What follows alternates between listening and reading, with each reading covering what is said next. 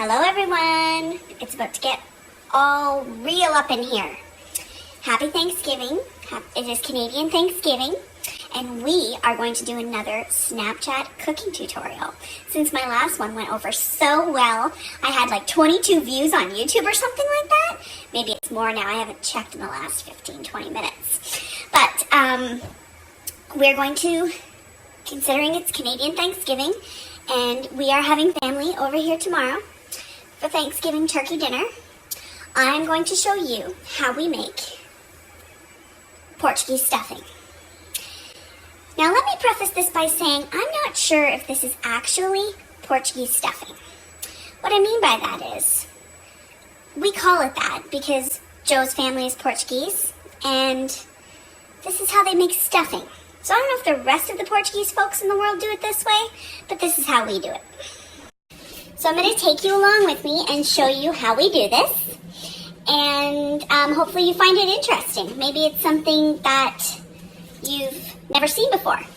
So I'll start off by saying that we call it stuffing. However, it's more like dressing because this stuffing never sees the inside of a bird. Unfortunate, I know. But it's still extremely delicious, and it is my favorite part of turkey dinner. So we're just kind of getting ready. We have a couple other things to do, some meat to separate and that, and then we're going to get started. But I will show you, first off, the main ingredient in this stuffing, bread. So we went to the Portuguese store, and we picked up 4 dozen of these babies. So we've got all this bread. And this is going to turn into the dressing. We also picked up a new jar of this pimento because we were out. So we used the sweet pimento paste, which you can buy pretty much anywhere, I guess. Any grocery store that has an international whatever, or if you want to go to the Portuguese store, you can. These grapes will play no part in the stuffing, so we'll put them over here. Nor will these fishy crackers. We'll put them there. Or this butter, so we're going to move it too, just right here.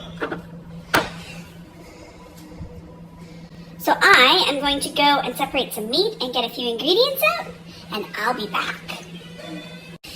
So we've begun. So let me start off by explaining a little bit about this process. So basically what happens is Joe does the majority of the work at the front end, and I do it at the back end. Anyway, so Mom's over there making a ruckus with her tinfoil.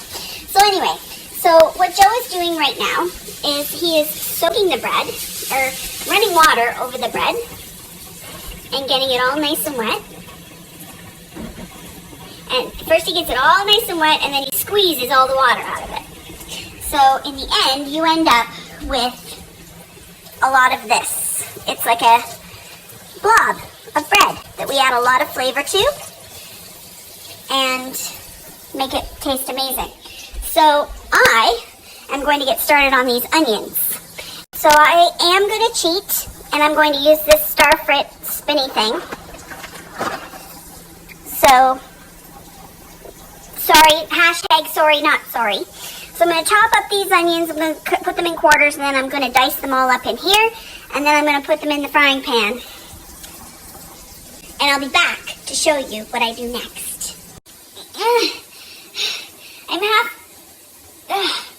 I'm halfway through chopping. And I'm suffering. These are strong onions.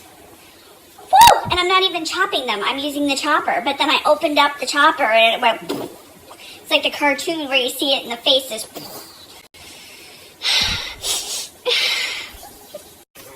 Okay. So I'm done chopping the onions. This is what they look like. All those onions are about to go in this pan. I'm going to turn the fan on. I'm going to, come on. There we go. I'm going to put some oil in here, and the onions are going in. And that's it for now. Oh, if you guys could smell it in here, it smells pretty awesome. So these are the onions. that I just about lost my sight over.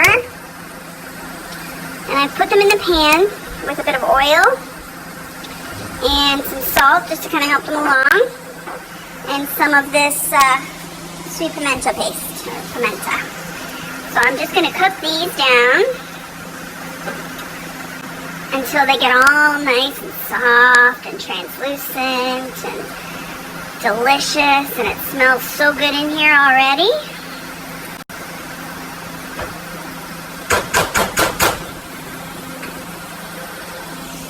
Oh wow, you guys, it smells good. Anyway, so that's what I'm doing for now. Joe is still working on the bread. He's squeezing his buns. Sorry. and this is what we have so far. This is about half of the buns done.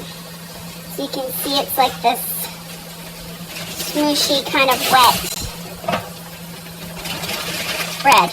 And this is really good because oftentimes it's a little bit more mushy than this. And the more wet it is, the longer it takes to do the second last step, which I'll show you when we get there. But in the meantime, I'm going to fry up my onions. I'm going to let them cool, and we will just wait. Whoops, let me do that. We will just wait with bated breath to see what's happening next. I always bang the spoon. Dad used to do that. You could always tell when Dad was in the kitchen because you'd bang, bang, bang, bang, bang on the side, and I do the same thing when I cook. Anyway, I'll be back. Okay, so 4 hours later, Joe is done with the bread, and the onions are cooled, and now we're gonna start the other part. So this is what we have. We have a whole thing full of bread. So what we're gonna do is we have some beaten eggs here. We're gonna pop those in like that. We're gonna add, whoops, oh, that was gross. We're gonna add a bit of salt. Because remember that we have taken all the salt out of this bread. We're gonna throw in some parsley. Don't ask me why, it's not for flavor, it's probably just for color more than anything else. And then we're going to take some cinnamon.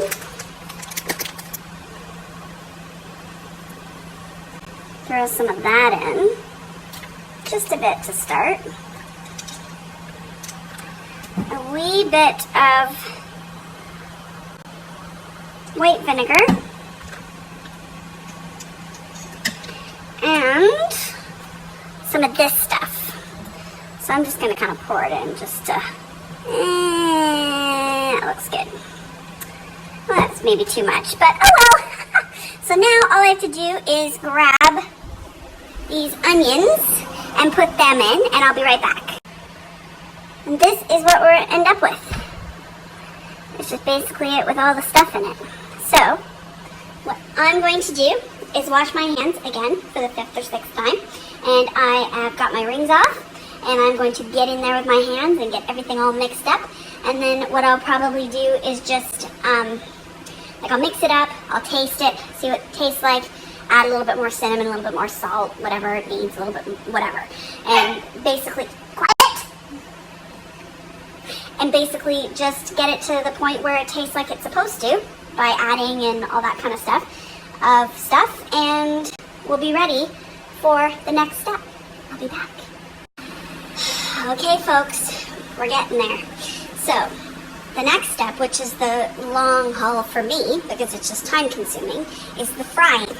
So, what I've got is the same pan I cooked the onions in, and I've just put some oil in there, and I have all of this stuff that I've mixed up with my hands. It's very dry, actually. I don't think it's going to take as long to fry as it normally does.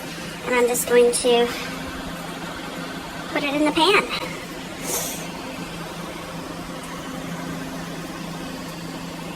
Whoops. I'm going to fill this pan up because it's nice and big. Fry them in a bit bigger batches. which takes a little longer, but still it's less back and forth.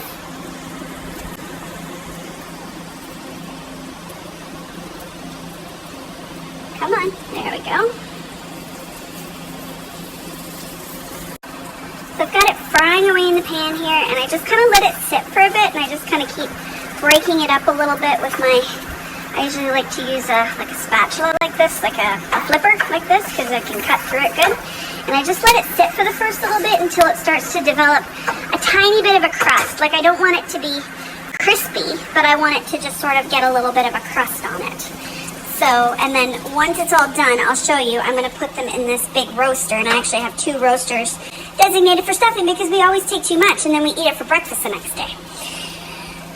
We always make too much stuffing. But anyway, so that's what I'm doing probably for the next hour or so. I'm going to be frying it in batches and breaking it up and putting it in the pan. So I'll show you kind of as I go, and I'll show you the finished product because we're not done yet. There's still a step that we have to do tomorrow. I have to say, my husband did a great job squeezing his buns because this is frying up a lot faster than it usually does. So I've got the first batch out of the pan. I'll show you. This is what it looks like here. I just kind of break it up with a knife to make sure that it's all kind of, oh my gosh, it smells so good. And these little crispy bits here. That's the best part. Oh my gosh. Anyway, so that's the, oh honey, that can go in the dishwasher too. Thanks. So that's how it looks, and I'm just going to keep frying and adding, until I have no more to fry. And the dog is annoying me. But anyway, that's it for now. I'll be back in a little while. Oh guys, it's the last batch. Happy to tell you, the pot is empty. We've got one here, we've got one on the way here, and this is the last batch being fried. Oh my word. It takes a while. I like to flip it. Keep breaking it up. I really have to say, Joe did such a good job with the squeezing of the bread that it really didn't take as long as it can. He really makes sure all the water gets out, so it's really good. So I'm just gonna let this finish frying. Dump it in here. All of this stuff. I may move a little bit from there into here so that they're even. You guys, we're done. We're done. Oh my gosh, look at this. We've got 2 things of stuffing. They're not like full to the top, so they should be good. So now I have to sort of tell you what happens next, because I'm not going to continue this tomorrow just because I've shown you what it looks like. Ta-da!